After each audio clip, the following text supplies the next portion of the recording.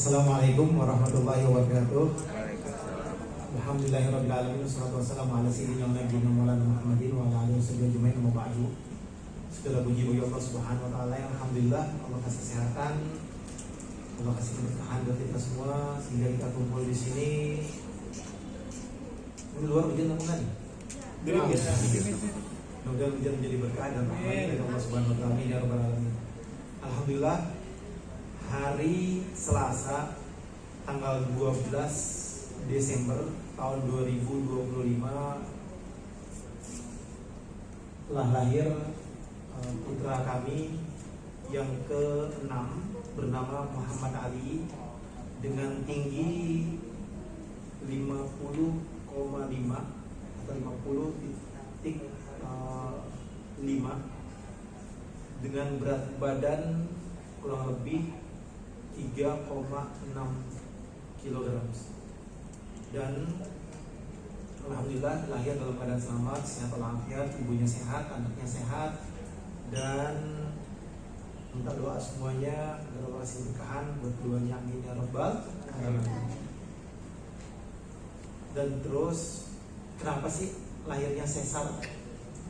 Jadi lahirnya dalam keadaan sesar. Kenapa lahirnya sesar? Jadi waktu kurang lebih plus minus 2 minggu yang lalu itu sudah dikasih tahu bahwasanya bayinya ada lilitan di lehernya atau tali pusar di lehernya, ada 2 lilitan. Kita ya lilitan itu kencang, kita berusaha untuk ikhtiar, kita berusaha untuk coba tunggingin. Kan biasanya kalau ibu kan suka nungging tuh, suka nungging ke bawah, udah sujudnya lama, loh kok nggak ada perubahan.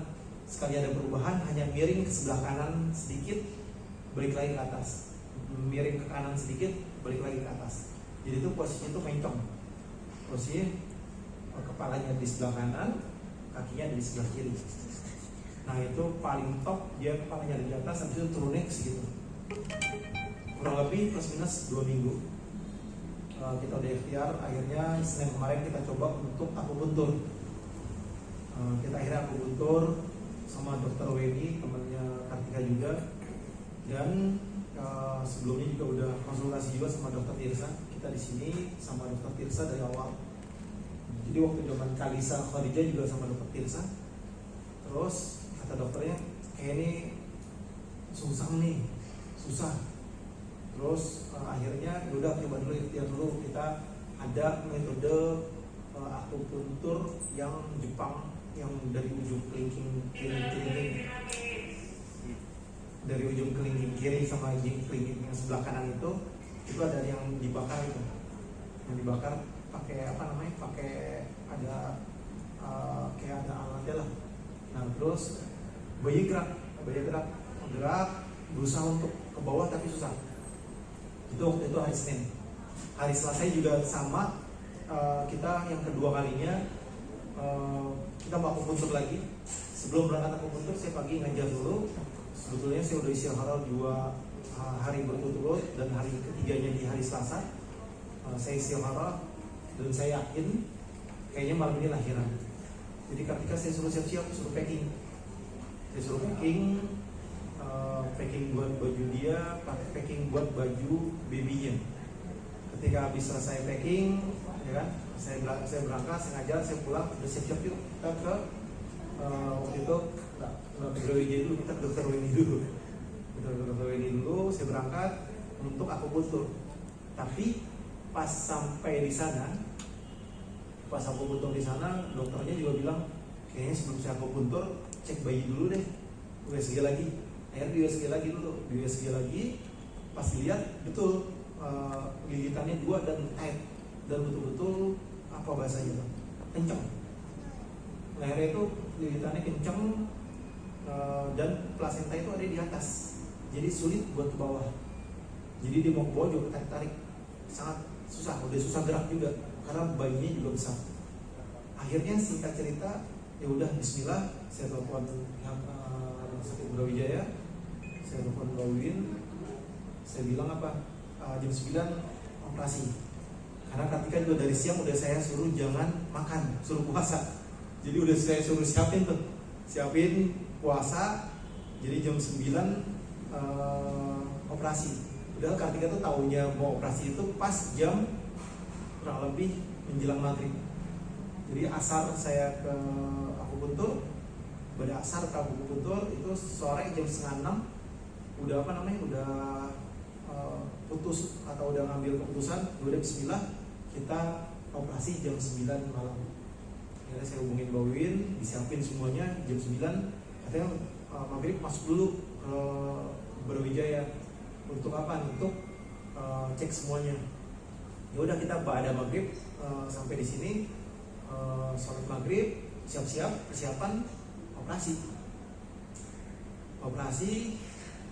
Jam 9, sebelum 9 udah masuk, artinya udah bilang aduh, dia paling takut sama jarum dan dia juga punya Stephen Johnson syndrome. Jadi betul-betul hati-hati, sangat hati-hati. Akhirnya suntik alergi dulu yang di atas, yang di bawah kulit ya, yang di bawah kulit itu sakitnya betul sakit sampai nangis. Akhirnya ragu-ragu untuk operasi karena takut. Tapi Bismillah, dia bilang ayo udah Bismillah yuk, Bismillah. Akhirnya kita doa dulu, akhirnya masuk ke ruangan operasi. Sebelum ruangan operasi ada ruangan transit dulu di tempat sebelahnya operasi. Dan kita dioperasiin sama Mbak Win, semuanya dokternya perempuan semua, anestesinya perempuan, semuanya perempuan karena sesuai dengan syariat.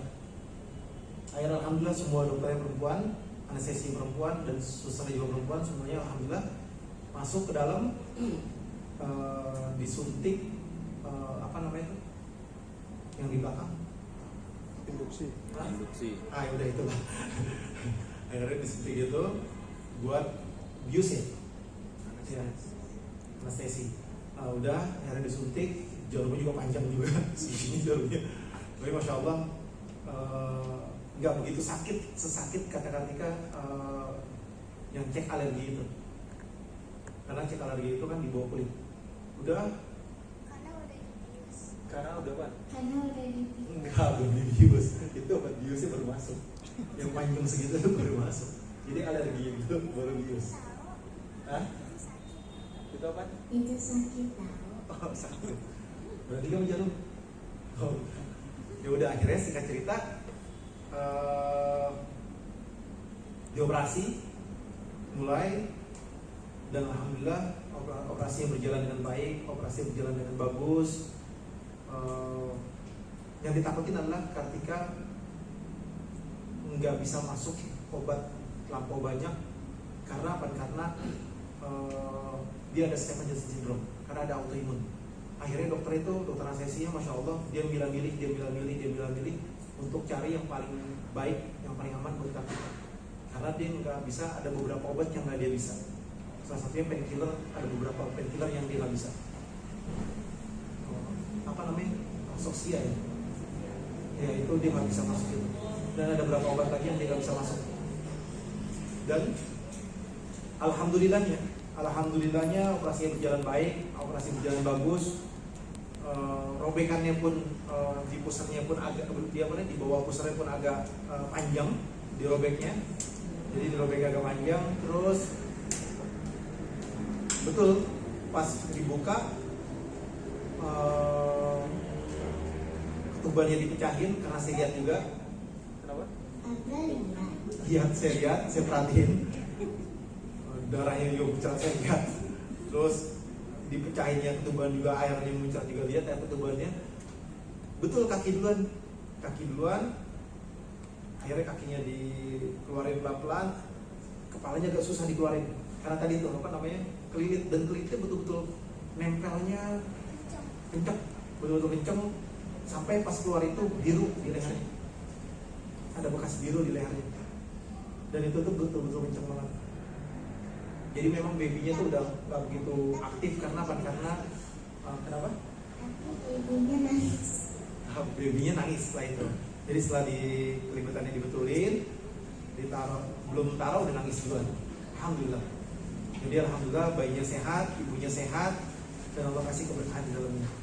Dan itu tadi kita alhamdulillah Allah kasih takdir yang baik. nggak membahayakan ibunya, tidak membahayakan anaknya juga, dan kita ngambil keputusan yang alhamdulillah keputusan yang tepat untuk disesar, karena kalau nggak disesar kemungkinan akan susah karena bayinya besar dan juga panjang. Jadi alhamdulillah Allah kasih kesehatan, alhamdulillah. Terus ada yang bertanya? Saat ini kondisinya Kak Kartika sendiri gimana? Kondisi Kartika sekarang jalan susah karena ada beberapa obat yang dia nggak bisa masuk, painkillernya. Jalan susah, masih sakit, bangun dari tempat tidur pun sakit. Karena ini hari berapa berarti? Selasa, Rabu, Kamis ya. Ini hari Kamis. Iya. Jadi kalau ke kamar mandi itu mesti dituntunnya betul pelan-pelan banget, duduknya pun mesti pelan-pelan banget karena sakit, betul-betul sakit. Karena ada beberapa painkiller yang nggak bisa masuk. Kondisi bayinya setelah kan tadi katanya ada lilitan bekas biru gitu ya. Sekarang gimana? Nah, ditanya bekas lilitan itu masih bekas ya? Alhamdulillah sekarang udah nggak bekas. Alhamdulillah sekarang udah oke. Jadi pas lahir itu biru. Saya mesti izin dulu boleh diserat atau enggak. Jadi betul-betul birunya dari ujung sini sampai ke sini itu biru, betul-betul biru. Bahkan sampai ke dadanya pun ada bekas birunya. Sempat masuk ruang perawatan khusus NICU atau Alhamdulillah nggak masuk ke NICU. Alhamdulillah. Proses pemberian ASI-nya maaf Dit. Nah, kalau ditanya pemberian ASI-nya, alhamdulillah juga qadarullah ASI-nya pas lahir bayinya malamnya belum keluar, paginya udah keluar. Alhamdulillah paginya udah keluar. Malamnya keluar sedikit tapi paginya udah keluar agak banyak. Alhamdulillah. nama sendiri gitu? Nama dan arti. Sama beratnya. Nama sebelum lahir, sebelum ada bayinya, bahkan Kita udah tahu. Udah tahu ya? Jadi kalau anak perempuan Kalau anak perempuan namanya Fatimah, tapi kalau yang ini sekarang namanya Bibi Ali. jadi saya udah niatin kalau perempuan namanya Fatimah, kalau laki-laki namanya Ali. Kenapa dikasih Muhammad depannya? Karena anak laki-laki saya semua depannya namanya Muhammad, Muhammad As-Sajid, Muhammad Asyatir, dan Muhammad Ali. Karena kan sunnah menggunakan nama Muhammad, banyak keberkahan di dalamnya. Sama juga awalnya juga Beratnya sendiri itu Beratnya itu 3,6 sekian, saya lupa, plus minus. Itu kalau sebetulnya tuh ditanya dudetnya kapan? Itu tanggal 11-12an. Tanggal 11-12an, kalau nambah hari lagi mungkin lebih besar lagi. Sebetulnya itu kemarin udah ngobrol waktu sebelum kejadian hari ini, minggu lalu itu udah ngobrol sama dokter Tirsa. Kemungkinan kita Senin, Selasa, Rabu itu aku mundur, hari Jumat periksa atau hari Sabtu. Kalau misalkan belum ada perkembangan, hari Ahadnya atau hari Minggunya masuk ke rumah sakit. Jadi hari Senin operasi, lahirnya tanggal 8. Kalau misalkan seandainya bisa normal, tanggal 8 normal, bismillah. Rencananya gitu. Tapi semua kan qadarullah. Kita kan serahkan sama Allah yang terbaik. Nggak membahayakan ibunya, nggak membahayakan anaknya juga. Jadi nggak boleh egois dan nggak boleh kita memaksakan segala sesuatunya. Jadi semuanya kalau sudah hasilnya memang harus operasi, ya lebih cepat lebih baik, biar membahayakan dua-duanya. Jadi proses pemulihan Mbak Kartika sendiri seperti apa? Kayaknya Apa mau nambah babysitter lagi atau gimana? Sebetulnya dari awal ini kayaknya babynya kalau kata-kata kan ini kayak ngambek nih, saya udah siapin buat yang pagi beda, yang malam beda. apa? Apanya? Susternya ada berapa? Ada dua. buat malam. Jadi tuh kayak satu tuh malam, satu tuh pagi. Dari pagi sampai kayak mungkin dari itu mau malam juga. Masalahnya Dari malam sampai dari subuh. malam sampai subuh. Biar kali saya jawab. Ini sebetulnya komplainan dari ibunya. Jadi ibunya komplain, udah disiapin sih susternya, kamu nggak mau bantuin. Padahal saya dulu waktu Kalisa itu 40 hari tanpa suster. Jadi saya pegang sendiri, saya ngurusin sendiri. Ibunya tinggal duduk doang. Nggak berdua, sebetulnya berdua ngerjain bareng. Semua kerjasama. Muka mirip kayak siapa, Beb? Muka mirip siapa? Antara kayak Kalisa atau Khadijah. Kalau dari jauh tuh kayak Kalisa juga, tapi kalau dari dekat tuh Khadijah. Ada kalau carinya juga itu dia langsung titiknya gitu. Tapi cuma satu doang. Dua. Satu. 21 dong. Hah? 21.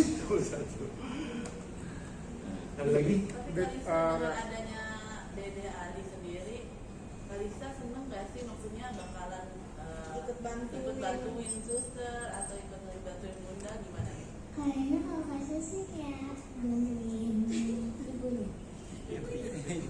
Keren banget. Bantuin gimana tuh Kalisa? Ada laki-laki. Karena Kalisa sebetulnya nggak pengen punya ada perempuan. Iya benar. Karena kalau ada perempuan tuh kayak rela-rela suka jambak-jambak gitu kayak pukul-pukul suka ke teman-teman. Kayak siapa? Khadijah. Jadi Khadijah tuh suka jahil sama Kalisa. Dia suka mukul, suka jambak. Suka apa lagi? Tapi dia bilangnya Kalisa yang jambak dia atau apa gitu. Dia bohong. Ini kan berarti ada anak-anak yang kecil 3 ya sekarang, Beb. Udah kebayang belum gimana nih nanganinnya anak yang kecil-kecil banyak, nanti bakal repot. Kebayang nggak bakalan rusuh di rumah? Kebayang. Jadi udah kebayang, kita tahu Khadijah ini jagoan di rumah. Makin rame lagi. Bosnya. Bosnya. Jadi semakin kecil Udah ada bos Khadijah. Siapa lagi nih? ada bos Ali. Ada bos Aga, ada bos Ibu. Udah ada kayak pembagian ini nggak sih, misalnya Habib yang megang anak-anak yang udah yang Halisa Hadijah. Jadi udah ada kesepakatan kalau malam itu saya khusus buat Khadijah sekarang, buat handling Khadijah, karena Khadijah itu masih nempel sama ibunya, sangat-sangat nempel. Dia pun di rumah sakit aja pengen tidur bareng sama ibunya. Dia tuh nggak mau datang karena tuh kayak Abah tuh ngasih tahu, katanya karena abang ngasih tahu yang habis saya itu yang biar kayak dari itu loh. Sama dia juga kayak dia tuh kayak tahu karena habis bangun tuh dia nangis gitu. Iya. Jadi Iya, dia jadi pengen nginep di rumah sakit. Jadi Khadijah itu pengen nginep di rumah sakit, pengen tidur di rumah sakit, dia nggak pengen pulang. Dia pengen nemenin ibunya, bukan nemenin babynya, tapi nemenin ibunya. Berarti kan udah kebayang nih nanti jealousnya Hadijah sama adiknya. Challenge-nya pasti berebutan sama ibunya. Udah kepikiran nanganinnya gimana belum? nanti juga habis ini nanti kita mau beli mainan buat Khadijah. Oh, jadi Kalisa mau beli mainan buat Khadijah biar dia nggak ngambek. Oh, kakaknya Masya Allah. Terus penanganannya, jadi Khadijah mesti di-handling, mesti dipegang sama saya, dan gimana caranya dia nggak dekat lagi sama ibunya. Karena kalau dia dekat sama ibunya, pasti ibunya digendotin, dan ibunya kan kalau sesar itu belum boleh gendong kan. Jadi mesti betul ekstra keras ini. Karena Khadijah itu sebentar minta di up. Apalagi kalau malam dia bangun, dia minta cuma satu, up. Kalau udah up, udah susah.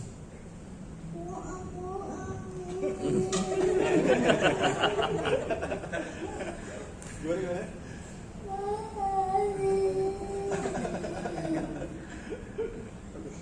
Ini jadi kelak.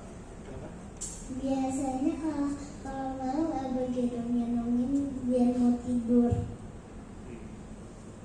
Dia Khadijah tuh pintar. Jadi biasanya kalau udah saya gendong, dia nggak mau digendong karena dia nggak mau tidur. Dia itu kalau disuruh tidur nggak mau. Dia maunya tidurnya itu sendiri. Dia nahan tidur sampai jam 1, setengah 2, jam 2. Paling cepat dia tidur, paling cepat banget tuh rekor dia bisa tidur setengah 12. Itu Khadijah. Itu Masya Allah. Kasih biasanya kalau paling cepet tuh tidur tuh kayak jam 7:30 atau jam 8:30.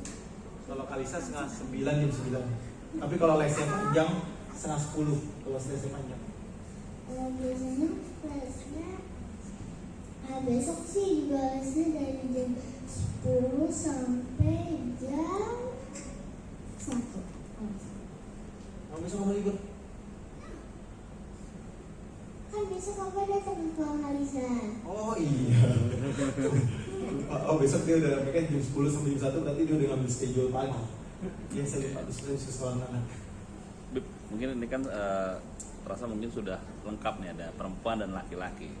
Kedepannya mungkin masih adakah keinginan untuk Ke depan insya Allah mudah-mudahan Allah kasih rezeki lagi, Allah kasih anak yang soleh solehah yang takwa sama Allah.